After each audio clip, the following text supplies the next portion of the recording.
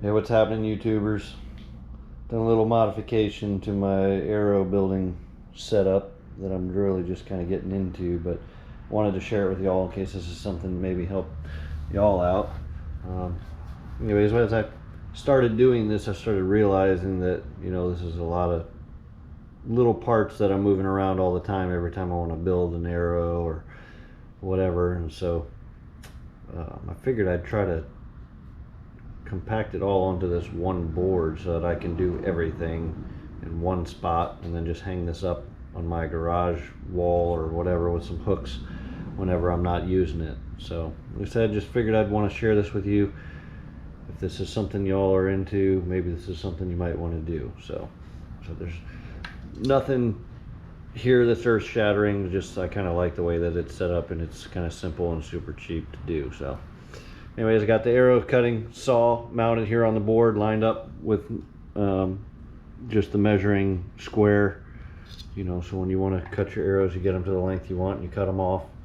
I've mounted that all on this one little sheet of plywood. I think it's probably about 1/4 inch or 3/8 inch thick. And then what I did was put the Blitzenberger fletching tool down here on the end, which is mounted on here nice and steady. And then I also put the arrow spinning device that I made for free using some fidget spinner bearings and things from my kids' toys that we had laying around the house. And I've got another video for that if y'all want to know how to make your own arrow spinner basically for free. But anyways, I mounted that on the back side of this. It's sitting on here, and you can pretty much spin your own arrows. It works pretty decent. One thing I might do here is I'll probably put a little 90-degree piece of wood where I can put a dot on there, make sure that the broadheads are spinning nice. Maybe I'll put it down here on this end. I'm not sure. I hadn't decided yet. But anyways, it's kind of tucked off on the back side of this. It works pretty decent.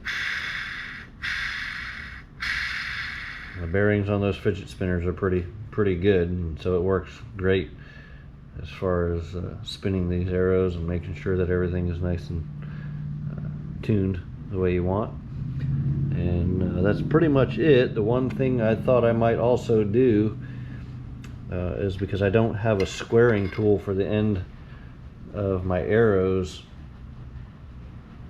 and before you do the inserts, but what I thought I might do is I might actually Velcro on a piece of sandpaper, maybe put a piece of Velcro here in a way that I can attach the sandpaper right here into this corner of this tool, because this is a 90-degree bend and it's perfectly straight.